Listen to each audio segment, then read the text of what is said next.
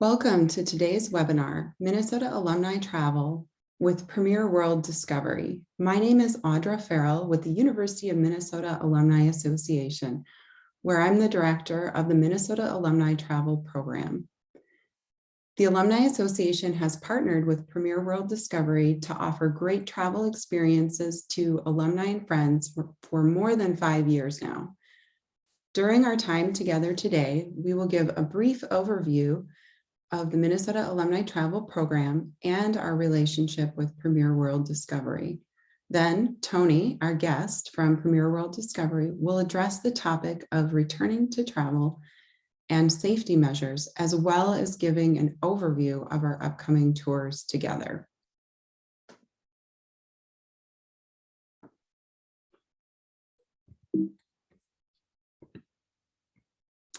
Before we get started with the presentation, I would like to thank our Alumni Association members and donors for making initiatives like the Alumni Webinar Series possible. If you're interested in learning more about the Alumni Association, please visit us at umnalumni.org/membership.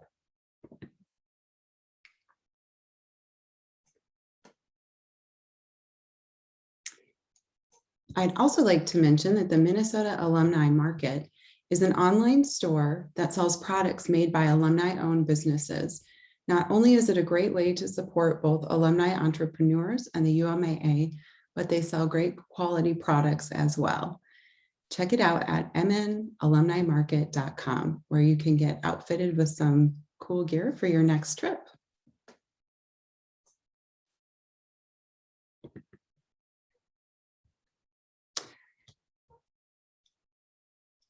So, I think we skipped a slide here. There we go. Next week, we will have our final webinar in our travel series. You can learn more and register at umnalumni.org/events. And if you missed any of our previous webinars in the series, you can also review those recordings at our website. So next, I'll go over a little bit of information about how to use Zoom. Participants are welcome to ask questions. I will be monitoring the Q&A while our presenter is speaking. So please submit any questions that you have using the Q&A button, and we'll do our best to address all of those in our time together today.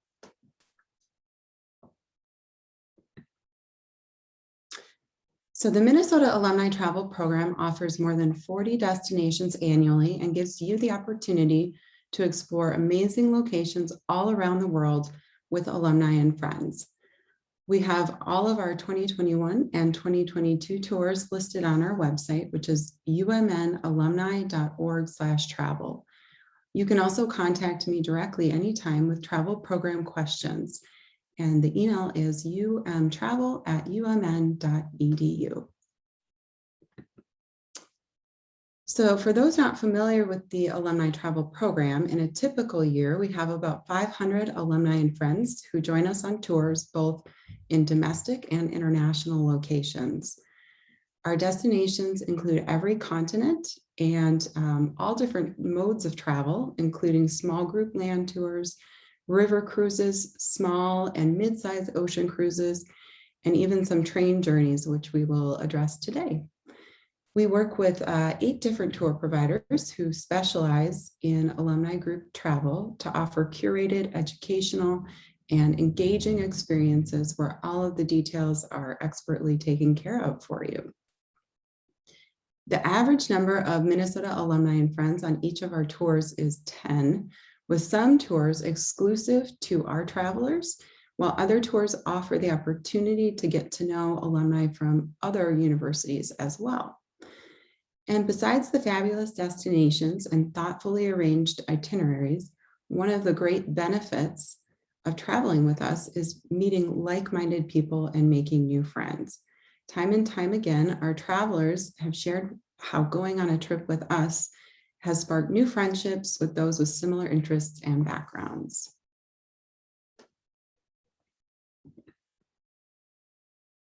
So as I mentioned, we have been working with Premier World Discovery for more than 5 years, and have received wonderful feedback from our travelers who have been on these tours. Minnesota Alumni Travel partners with Premier World Discovery to offer unique domestic journeys, incorporating train travel oftentimes, and special holiday season tours, as well as an amazing trip to Cuba. All right, next we're going to do some audience poll questions. So get ready to participate with us, please. So our first poll question is, have you traveled with Minnesota Alumni Travel before? You can choose no, not yet, yes, once, or yes, more than once. I'll give everyone a moment to respond.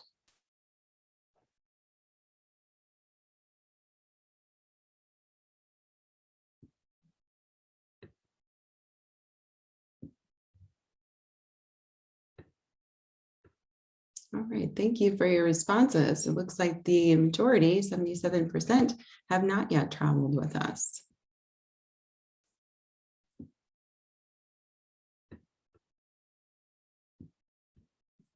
All right, our next poll question. Have you traveled with Premier World Discovery before? You can select no, not yet, yes, once, or yes, more than once.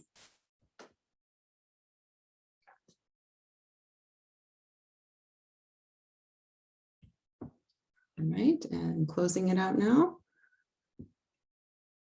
Okay, looks like the entire group have not yet traveled with Premier World Discovery, so here to learn more.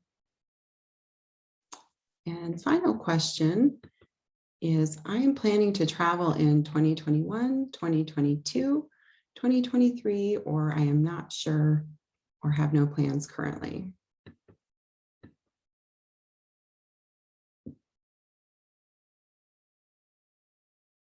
One moment to respond.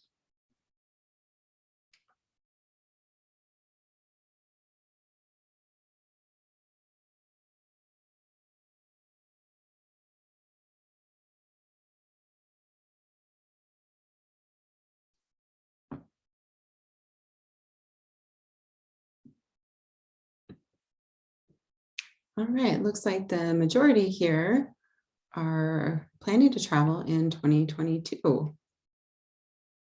Thank you everyone for participating in our poll.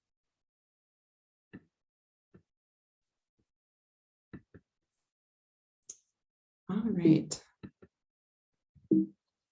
Oops, we'll get rid of those poll questions. All right, I would like to introduce our guest now, Tony, who is the Midwest Group Sales Manager at Premier World Discovery. And he's worked in the guided tour market for more than 30 years and has been blessed to see the world as a professional guide, a wide-eyed tourist, and accidental spectator.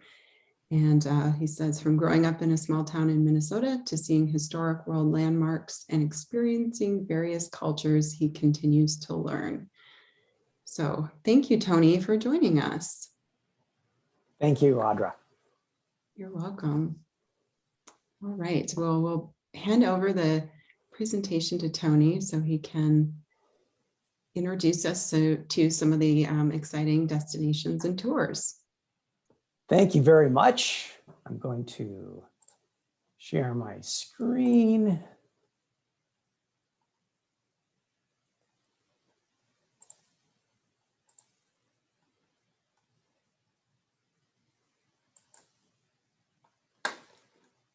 Let's see.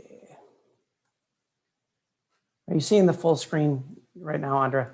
Yes, we are. We can see your slides that are upcoming. There we go. Perfect. Well, welcome everyone. And thanks for participating in that poll. It's a great opportunity for me to see that some of you haven't experienced a Premier World Discovery tour. And that's exciting for us because we have many different destinations to talk about. And what I'll do today is I'm going to try to keep this to about 30 minutes or so to review these 3 different itineraries.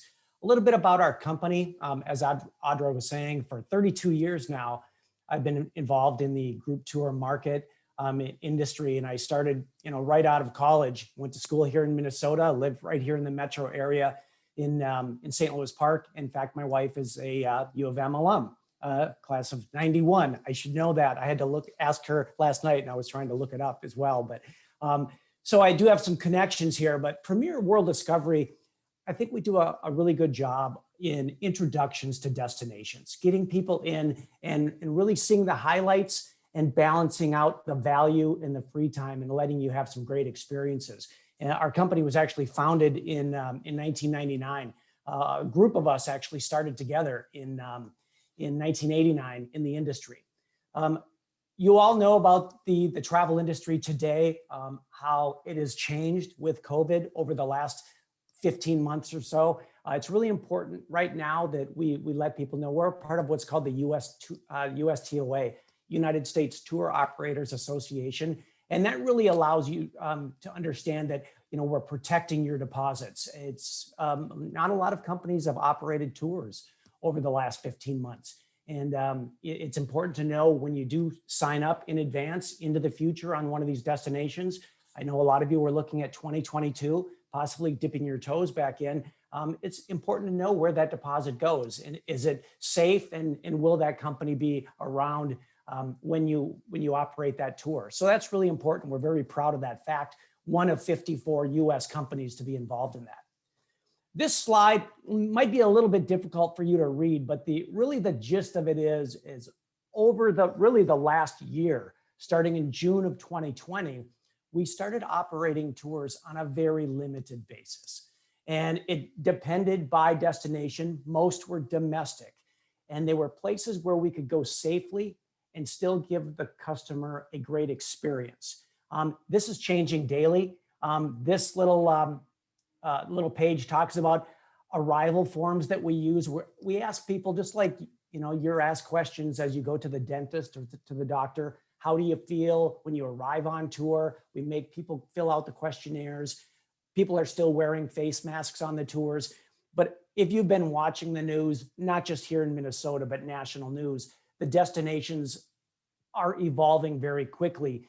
And we're hoping by this fall, they will be at a somewhat normal capacity, as well as a normal experience. So you can see the places, get to the restaurants, the museums, like we all remember, you know, doing years ago, 18 months ago, 15 months ago. A little bit about our programs. They're all on the website, on the UMAA travel website. One thing that we do maybe a little different than some companies is we include airfare in the price of the tour. So as you're looking at these different tours, know that that includes airfare from Minneapolis.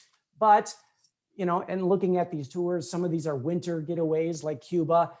If you're not living in Minneapolis at that time, you're in Florida, you're in Arizona, you're in California, somewhere other than Minneapolis, we do arrange the airfare so you can fly in and participate and meet with the rest of the group. So, but that's really important as you're looking at the overall value of a program, looking at, you know, the airfare cost as well. I'm going to jump into these itineraries really quick here.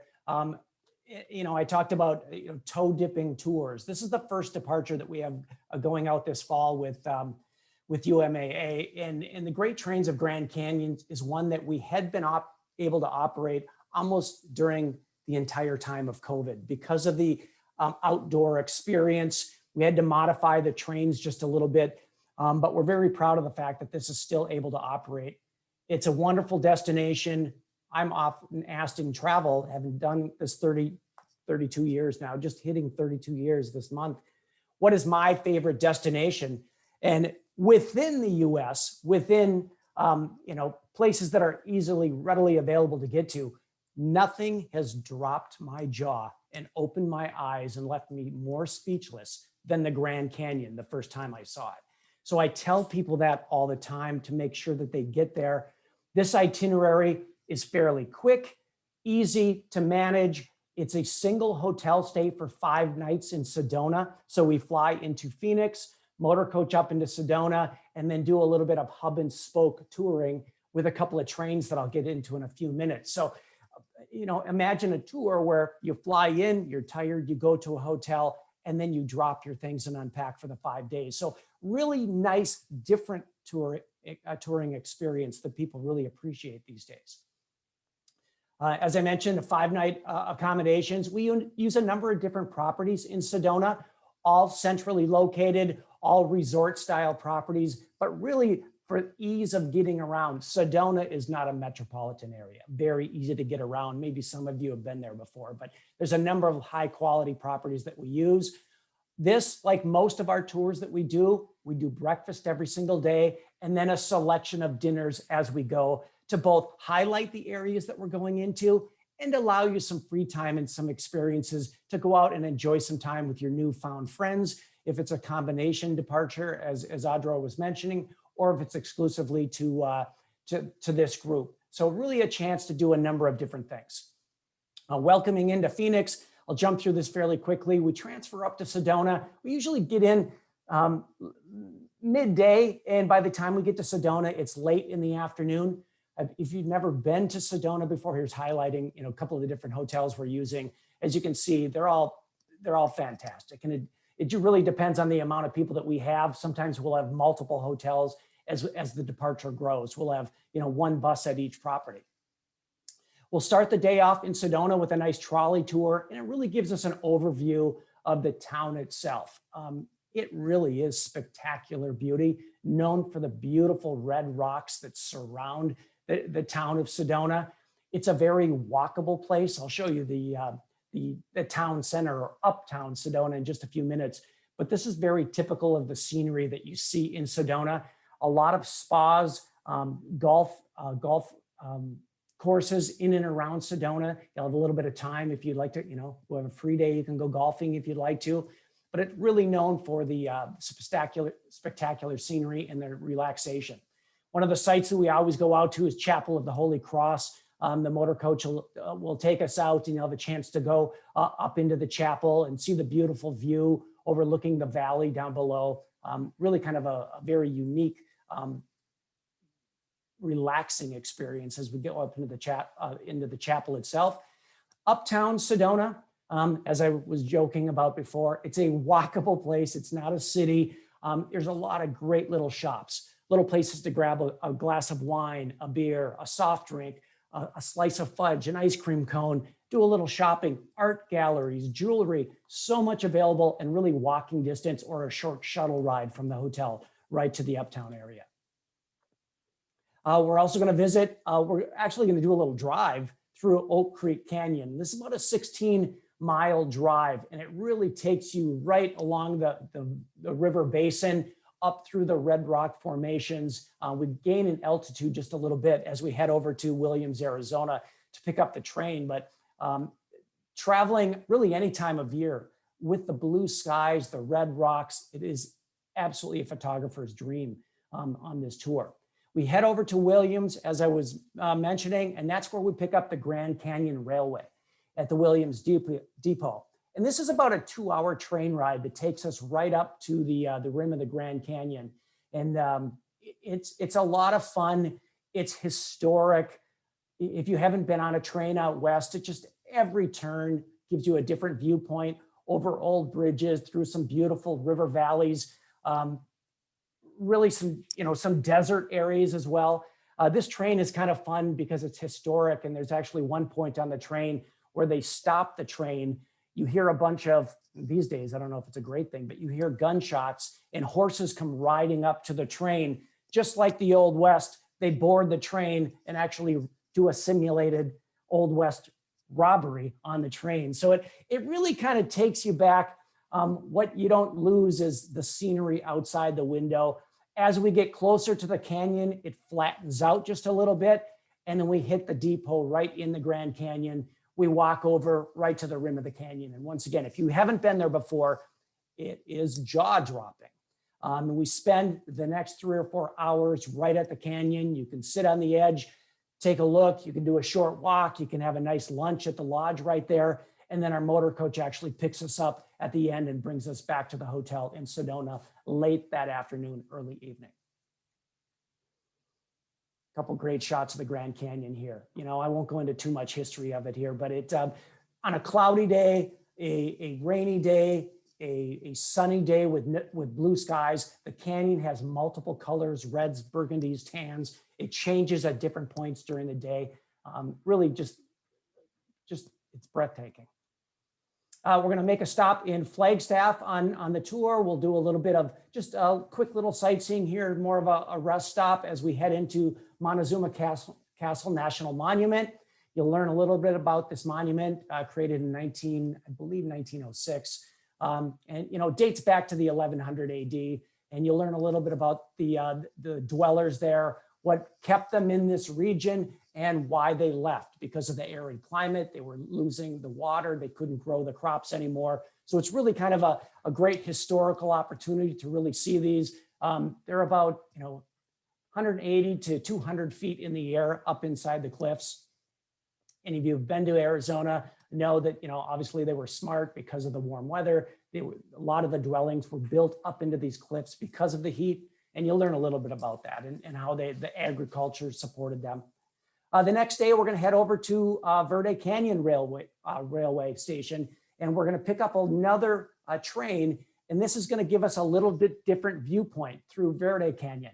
And this is a kind of a fun train. It's about a 4.5-hour train, and we travel a total of 16 miles. So it is slow. You are taking photos around every corner. It takes you through some areas that motor coaches and you know, there are no highways through these areas, through these valleys. So it really gives you a great opportunity to take some wonderful photos. I don't know if you'll be able to see it in the photos here, but there is a couple of open air cars and one of the bridges that we're going over. In the middle of that screen, you can kind of see that open air car. You can make your way to that car, stick your camera out the side and really get some great shots, whether you're using your phone, an iPad, or, you know, professional level photographer. Obviously, the train isn't making photo stops like we would do it on a motor coach. So you really have to take the most of those opportunities. Another great shot of the Verde Valley. As I mentioned, you do have a free day of at leisure in Sedona. Those of you who've been on a tour before, I'm betting most of you have been at some level. Tours can be busy, and you know that's why we call them tours. They're not technically vacations, they're tours. We keep you busy, but we do try to offer some flexibility and some balance to make sure that you do the sightseeing that really complements the destination and features the cultures and gives you the education. But we don't wear you out too much. So we try to break it up in the middle with, you know, some free time, allow you to have a meal out on your own, some free lunches out on your own, and really gives you a chance, especially in Sedona with tennis and golf and spas and shopping, walking tours, so much you can do on that free day. A little bit of shopping if you'd like to. And once again, it's a wonderful place to go. That evening, we just do a farewell dinner as a group. We take you out to the Blazin M Ranch. And it's a chance to kick up your heels just a little bit, kind of a cowboy flair. And they have, you know, barbecue and all the fixins, and you can, great country music and banjos going and dancing. It just makes for a fun farewell to the tour. Hopefully we have a large group of UMAA travelers, and you just get a chance to relive some of the photos and talk about future tours and all the fun you have. So it's kind of a nice way to finish up the tour. The next morning, we have breakfast. We head to the airport, you know, about 2 hours away, and fly home late morning or early afternoon. Depending on the gateways, we usually try to head to Old Scottsdale as well to try to do a little bit of, you know, have a nice coffee stop and a little bit of shopping, as we do have a few of the groups that have late afternoon flights. If you have any questions, I think, Audrey, you said, you know, we're going to keep the questions to the end. Certainly jot them down. And I will be happy to discuss those items with you. I'm going to jump right into the Cuba Discovery Tour. And this one is very unique. I wouldn't say this is a toe dipper tour like the last one, you know, within the US, but this is kind of a tried and true itinerary for our company. You know, why travel to Cuba with Premier World Discovery? We were one of the first tour operators in the US to be granted a people-to-people license back in 2012. We have moved over 4,000 people to date on our Cuba itineraries. We structure them in a very unique way. We run them like clockwork. We know the things that can happen on tour, the questions that come up, and how to deal with the people to give you a great experience in a very condensed amount of time. This is really, it's only a 6-day, 5-night itinerary, so it moves pretty quick. It's also very inclusive. And with the people-to-people license that we have, a lot of the activities that we do are really dictated to us. There are certain things that we have to have as components of the tour: music, art, dance, agriculture, and on and on and on. So we include all these things for you, but once again, 5-night stay, fly round trip into Havana, and we'll hub and spoke from there. As I mentioned earlier on the Great Trains Tour, we include breakfast every single day. This particular tour, we include lunches, many of the lunches as well. Because of the sightseeing that we're doing, we generally don't come back to a hotel, and we take you to places that we've had great experiences, or the lunch is part of the educational process. So we take you out to one of the local homes, or I'll show you one of the farms that we go out and have lunch right on the Palador, out on the farm. There's 2 different properties that we actually use in Cuba, in Havana, in case you were wondering, what is a hotel like? What is it like going to Cuba? And first thing I will say is it's like going back in time. And I've always referred to this tour as it's a time machine tour. It's like stepping back into the 50s or 60s. And you'll know what I mean, once you get there. But the hotels are lovely. The 4 Points by Sheraton Hotel is one of the properties. Beautiful grounds, well kept, beautiful lobbies, and really centrally located for us as a group. The Melia Havana Hotel is another one of our properties, does really well for us. And we have, rave reviews from both hotels. Some of the departures, we have multiple motor coaches, so we're able to split between the hotels. Here's a shot of the Melia Hotel. Once again, swimming pools and, like you would see at most typical, Caribbean type hotels. What you experience when you're traveling with Premier to Cuba, it's a number of different things. This is a very unique tour, highly educational in nature, but it's a rich, vibrant culture. The landscapes are spectacular, both along the water, the old town areas of the city that I'm going to show you in a few minutes, but the countryside. It really is different. I think most people have been to the Caribbean, they've been on a cruise ship, and they've sailed past Cuba.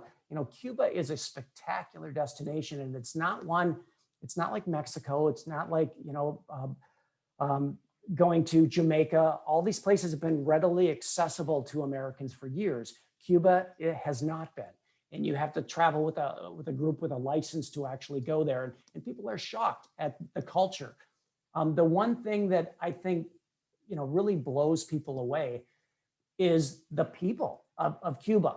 Politics aside, you watch the news, depending on who's in office, travel to Cuba, don't travel to Cuba. They're not friends of ours as Americans. The people are lovely and welcoming, and they are happy to show you their culture. It really is different than a lot of destinations in that regard, and that they love to showcase their music and their art. And you'll have plenty of chances to experience that culture on this tour. The traditions of Cuba, mojitos and cigars, whether you drink mojitos, whether you smoke cigars, it's a part of who they are. And we're going to take you to places you're going to see mojitos being made. And we're going to talk about rum. You're going to go to a tobacco plantation and learn about cigars and see cigars being rolled. It really is unique architecture. There are places in Havana that fairly run down. It's not like going to San Diego or, certain places, in Mexico or in the rest of the Caribbean. There are places that have a charm, and it's a certain innocence or a rustic charm that you really have to see to understand. And just a couple of shots here, vibrant colors. I'll talk about all these as we go. The St. Cristobal Cathedral and San Francisco Plaza. But we fly round trip to Havana. That's one of the questions people ask all the time. You no longer have to travel from Miami to Havana. There are major airlines and gateways flying into Havana, Delta Airlines, American Airlines, and others. And that's only going to increase going forward. The last year has been kind of a change of pace like it is for all destinations. Let me jump right into the tour just a little bit. Transportation, another question that comes up frequently is, we've seen these old cars in Cuba. Are we going to be traveling on school buses, or, how do we travel? Well, they're modern motor coaches, much like you would see here. I believe they're actually Chinese made because of the embargo. They actually get their motor coaches from China. It's a China company, but they're much like you would see here. They have the little monitors on board, comfortable seating. Most of them aren't lavatory equipped, but because we're doing mostly city tours and only short jumps into the countryside, it's very easy. And we're doing really photo stops and speaking, stops to speak and educate, every 30 minutes or so. So, we give you every opportunity to get off the motor coaches, and there are no long days, traveling by motor coach. Professional English speaking guides. This tour is unique in that we have the local Cuban guide as well as the premier World Discovery Guide that's with you as well. So we make sure you're well taken care of. These guides are great. They look at every one of our groups as family coming in, and they want to show you as much as humanly possible in 5 days that we're in Havana. Getting out in the Capitol building and the Grand Theater, you're going to see this elaborate architecture. It's really amazing how well kept much of it is. You'll see other areas, as I was saying before, that can be a little bit more run down, but they're continually trying to update these areas, unlimited budgets. The tourism obviously is big and really an important part of their climate right now. This is Havana and the Malecon, which is a 5-mile roadway along one of the most beautiful stretches of Havana. And this is very typical. If you see a lot of photos and videos and in movies that are shot in Havana, this is where all the people congregate. They go out. The locals call it the world's largest sofa because there's so many people lying down. They're reading books, they're doing art, they're dancing, listening to music right along the coast. It really is a lot of fun. A few little traffic jams along the way as well because so many people are congregating. We're going to make a stop at Revolution Square. And this is a massive square. Up to 1 million people can actually join in the square during different festivals that they have or different celebrations that are taking place. The Cologne Cemetery. This is a massive cemetery. I don't like to say when cemeteries are really tourism attractions, but the architecture is so unique. The visit is so unique. There are over 500 mausoleums in the cemetery. You could spend 2 days walking through the cemetery itself, but we like to go in and learn. It's really a who's who of Cuban history that is actually buried here in the cemetery. So it does feed in to the educational component of the tour. Old Havana, once again, a little bit more characteristic and charming. I wouldn't say run down, but maybe it has its own colorful flair than some of the other areas that you're going to see in Old Havana. So many of these little parks, I shouldn't say park, plazas with the fountains at the middle of the plaza. It's just a gathering place for the people. Great chance to take pictures, talk to local people. A lot of times they'll come right up. They like to see the groups coming in, and answer any questions. Many speak English. Some it's not as great as others, but it's pretty easy to have conversations. One of the great attractions, and once again, I showed you the mojito earlier, rum is a big part of their economy. And so we're going to take you to the Havana Clubroom Museum, and you're going to learn about the different varieties of rum, how it's produced, where it is sold, and then they'll actually show you how to make a traditional mojito and some of the other rum drinks, and you'll have a chance to taste the different rums. Be careful. People get a little jovial with the rum tasting, but once again, it makes you feel like you're in Cuba. It is a part of their culture.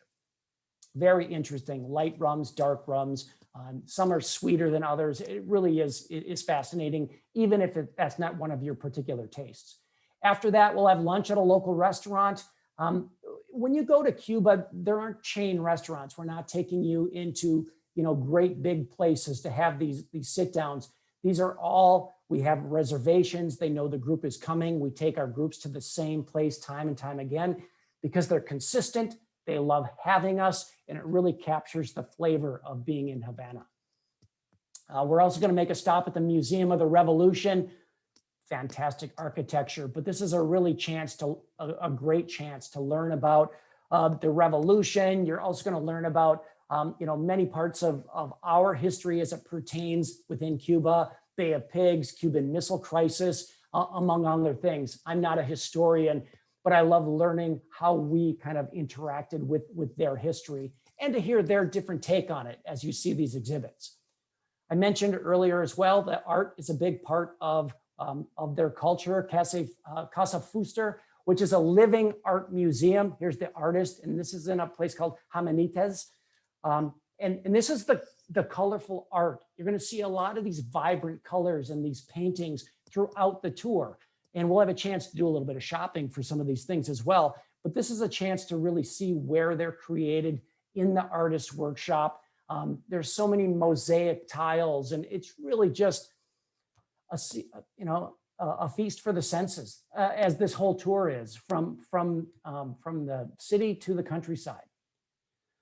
You've all heard of Corona Cigars. We're going to take you to the cigar factory. For years and years, people tried to smuggle Cuban cigars back into the US, or they would send them to Canada to bring back. It's legal. You can bring back Cuban cigars now. I forget that. I don't think it's done by quantity. I think it's a total dollar amount these days, but you'll have a chance to see where these are actually made. And there really is a premium worldwide for this particular brand of cigar because of the tobacco, the sweetness of the tobacco. The Havana Dance Group will have a chance to once again experience some music. Dance is a huge part of their culture. Not only these professional dancers and in these studios, but out on the streets, you're going to see people just with music playing and out dancing. It's okay to jump in. It's part of the tour. You can certainly do that, and they would love to have it. It really is unique to celebrate this with them. We're also going to make a stop at the Nacional Hotel. This is an old historic property, dates back to 1939. Dignitaries from around the world have stayed in this property. We'll do a tour of the hotel itself, the beautiful lobbies. They have a lot of the pictures up of the different dignitaries from around the world that have stayed there, from movie stars to politicians. We'll have an opportunity later to just enjoy a drink out on the veranda. And we actually have a chance to entertain, I should say, or sit with a local baseball expert. And we'll talk about the Cuba baseball connection. And those of you who might be baseball fans and watch Major League Baseball, Minnesota Twins fan, whatever it is, they're going to talk about it, and how it's evolved over time. And at one time, people had to defect from Cuba to the U.S. to play in Major League Baseball. And now it's really on a loan basis, and they're able to come in and get the visas necessary and play in the major leagues. So really interesting to hear that little connection, even if you're not a baseball fan. It once again, part of their culture. Baseball is a huge part of their culture, I should say.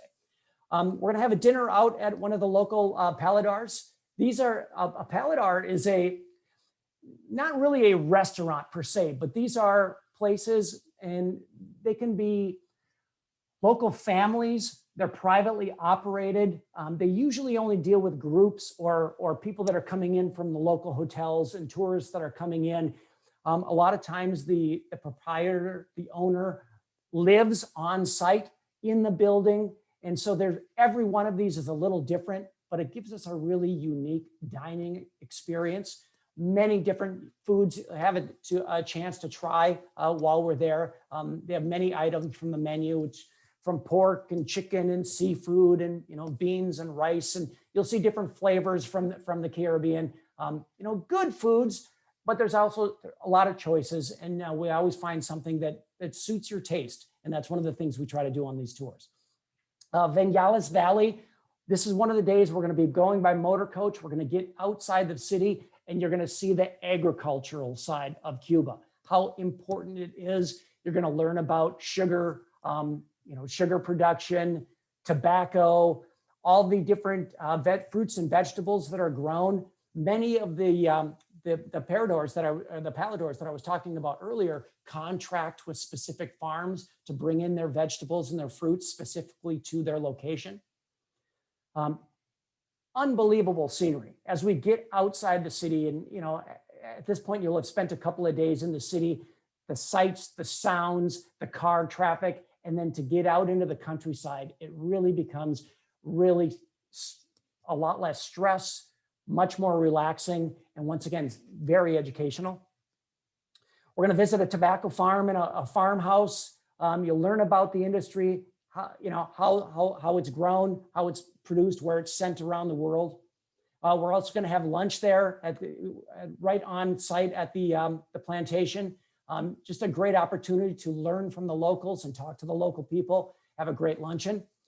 The next day, we're actually going to do a little sightseeing. This is just on the outskirts of Havana and Finca Vigia, which is the home of Ernest Hemingway. For those of you who are fans of the writings, we'll visit this really a museum. You can't go inside. It's open air, so you can go into some of these outer lying areas of the house itself. You can duck your head into other areas, but it's roped off. But it's just a little glimpse into the life of Ernest Hemingway. There's his boat on display at the museum. All this property, all the artifacts were all given to the country of Cuba when he actually left. Lived there for about 20 years, Ernest Hemingway did. Back into the city itself, we're going to do a little bit different tour, a different area of Havana. And this is El Morro Castle, which is really the military complex that guarded the harbor from people coming in. We're also going to make a stop at the San Jose Craft Market and Arts Center. All that beautiful art that you saw earlier as I was showing Fooster's art. You'll have a chance to purchase some of that, send it home, bring it home with you if you'd like. That evening, we're going to go out and we're going to visit with the Old Style Car Club, and you're going to learn all about all these old cars that you've been seeing for days on this tour, and have a chance to ride in one of these old automobiles. And we'll actually take a nice ride. You'll learn from the owner, the members of the car club, and they'll talk about how they maintain these cars, how they actually keep them running, considering there's a 50-year embargo. They can't import any parts, so they have to fix everything on site. It really is a fascinating tale. A lot of old Chevys down here, convertibles, just amazing. Great shot right here. And that night we'll have a nice farewell dinner. We actually do the car ride over and do dinner that evening at one of the local paladars. So great tour. We fly back from Havana, but hopefully it gives you a quick historical perspective. The vibrant colors, the music, the art. It can almost be overwhelming in 6 days and 5 nights, but it really is kind of a snapshot of the culture. Obviously, a passport, a visa is required. I won't go into too many of the details on the necessary items for Cuba. We'll leave that to the end, but it includes a lot. So if you've never been there, you're looking for just a taste of a completely different culture, it's really a great opportunity. I'm going to take a drink of water. I'm going to do a real quick recap of California.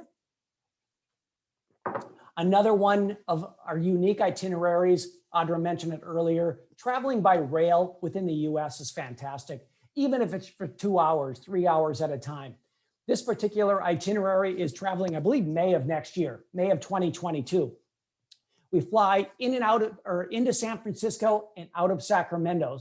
So doing 2 nights in San Francisco, 1 night in Sacramento, and then 3 nights in Lake Tahoe. One of the, I think, hidden treasures of the West Coast. Everybody needs to spend some time in Lake Tahoe for its beauty. It's just so relaxing. But this tour, traveling in May, comfortable temperatures. We get into the mountains just a little bit. You know, it's in the 60s and 70s for the most part. Really great time to travel. Starting in the tour in San Francisco, we do a nice welcome dinner, a nice reception. San Francisco is a fantastic city. It has so much to offer. It's really a good tour program because we can show you the sights in a short amount of time. Do an overview tour by Motorcoach, doing Union Square, Chinatown, Union Square. It's a walkable city, but you want comfortable shoes And it can take you a little bit of time, especially if you're going to do some of the hills, but really just a great city. We go and spend some time in Golden Gate Park, a relaxing kind of a refuge away from the hustle and bustle of the downtown area. Just a beautiful area of the city out near the Golden Gate Bridge. Our hotel in San Francisco is located in Fisherman's Wharf. So easy to walk around, convenient, just a great place to get your bearings. Obviously, we're going to do the Victorian mansions, the three, I think it's called the Three Sisters, the three identical mansions you see up on the hill. We're going to include a San Francisco Bay cruise for you, so you have a chance to see the Golden Gate Bridge from a little bit different viewpoint, sail out past Alcatraz Island, learn a little bit about that history.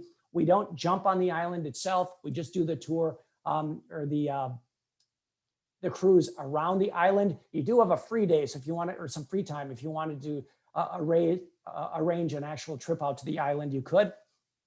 Another shot of the Golden Gate Bridge. You do have some free time, as I was mentioning. Jump on a cable car, climb the hill, head over to Lombard Street, which you're seeing over on the right-hand side.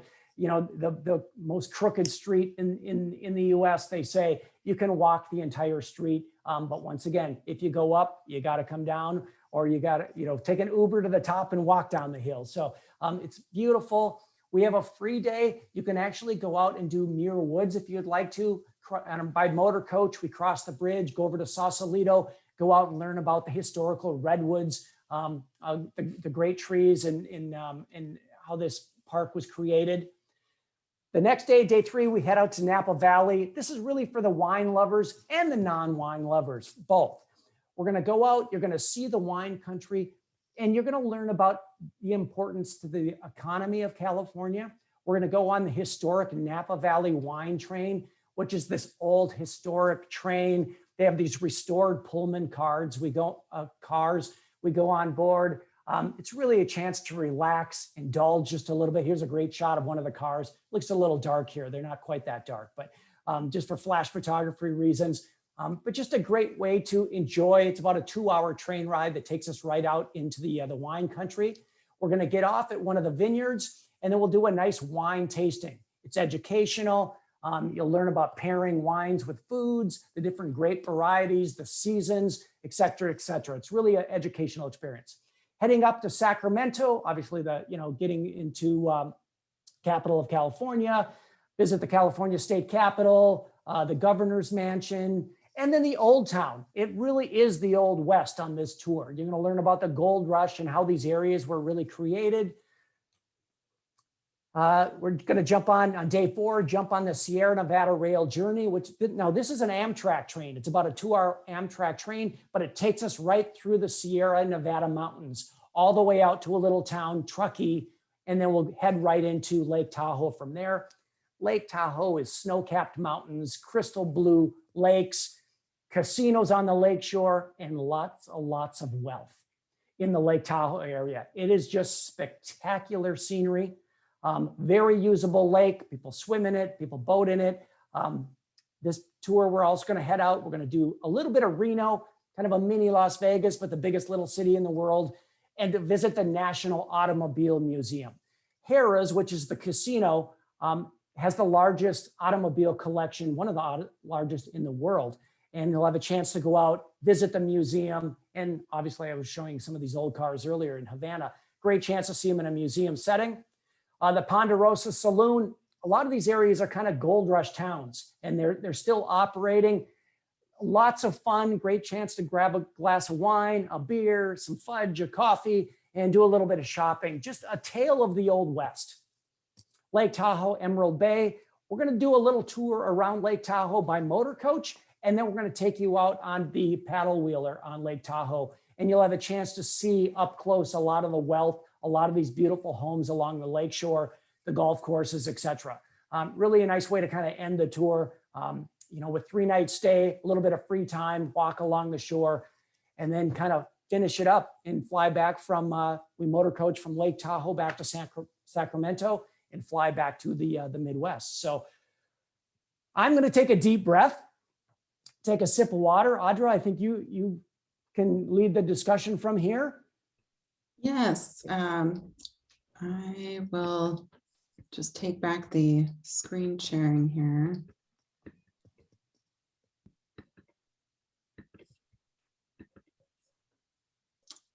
Okay, well, I just wanted to mention before we move on to the question portion, that we do encourage all travelers to consider purchasing travel insurance in order to protect their investment that they've made in the trip, and also to have the health care coverage that they may need while traveling away from home.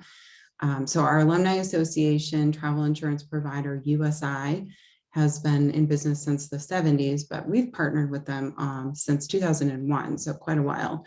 So if you're planning a trip, whether it's one of our Alumni Association trips or your own, we definitely recommend looking into health insurance. And if you'd like a quote from USI, here's the information for that.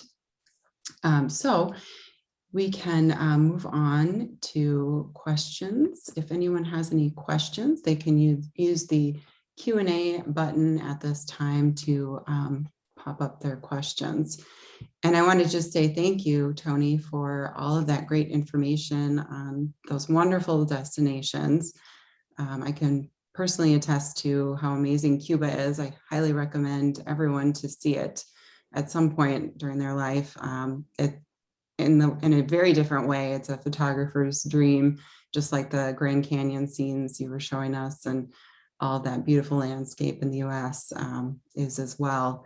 It's just a super interesting place, Cuba is. And the people, you're right, they're a great asset and attraction as well. Super friendly and welcoming.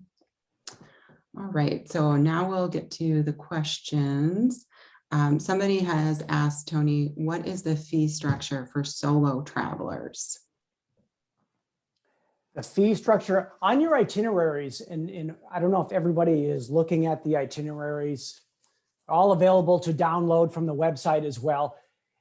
You know, traveling as a solo, you're paying for that room for yourself for the week. We actually list the single rate on the itinerary itself. It varies domestically. You know, it's anywhere from $750 to $950, I believe, on the domestic programs that we're looking at, without getting into specifics. We see that as a growing portion of our tours. On a typical tour that we might have 38 or 40 people, we're usually seeing 5 to 6 single occupants these days. People are choosing to travel on their own. And really what that significant increase is really for the hotel itself. And but like I said, it varies from about $750 to $950. We try to make it as affordable as possible. It's a little bit different. Those of you that might be used to traveling on a cruise and have maybe seen some of the really high amounts on the cruise lines, sometimes for that cabin share. I think you'll find the tours a little bit more affordable and more probably to your liking as well. But all those itineraries, we have the single rate right on there, as well as the triple rate for the domestic programs as well. So just as common, having 3 people share a room. Yeah, so what Tony is talking about is the printed brochures, which we also have in a digital format on our website. So you can look at those on our website. And somebody else asked if we have a website that shows which tours we are doing with Premier World Discovery. And yes, the answer is you can go to umnalumni.org/travel. And that shows all of our Minnesota alumni travel trips that are coming up.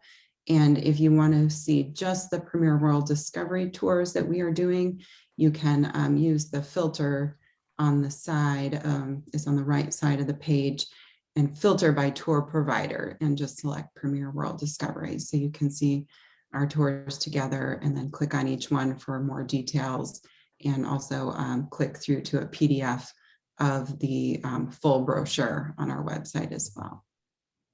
Good. I actually, real quick, I just looked up the prices on the 3 different tours. It ranges from $750 to $950 on the 3 different tours. For example, Cuba, you wanted to travel in your own room, it would be a $700 add-on, and you would have your own room on the tour. The US tours are actually a little bit more than the Cuba was. So that's a little unusual. But yes, those prices are right on the itinerary, both on the website in the printed version as well. All right, are there any additional questions? We're coming up to the end of our time, but I just want to give anyone else who has questions a chance to type those in. Audra, I know you had the 2 questions yesterday that were submitted prior, and I can maybe touch on those. And people were asking about the destinations. Are they opening up, and when do we see international travel actually resuming? It has resumed. I don't think it will resume until normal, kind of normal conditions, probably until September or October. That's when most of our international destinations will be beginning. And it's changing daily. I think 100 countries actually kind of lowered their guidelines yesterday for American travelers. So it's great news happening on a daily basis. And we're hoping that continues for the coming months. And all of these tours, the first one coming up is until November. So we certainly are excited for these tours, and we think they'll be pretty much back to a normal structure by that time. I hope so, for everybody's sake that's on the call today, and my own, because I love to travel. Absolutely. Okay, well, I don't see any further questions coming in, and we are coming to the end of our time. So I'd like to thank you, Tony, for joining us and sharing the information and wonderful itineraries with us. And I'd like to thank everyone for joining and listening. And finally, I'd like to mention that we will be sending out a survey via email to our attendees. So please do tell us what you think. And I'll also be sending out the recording in case you'd like to listen to any of this presentation again. So thank you again, everyone, for joining us. Have a great day. Thank you.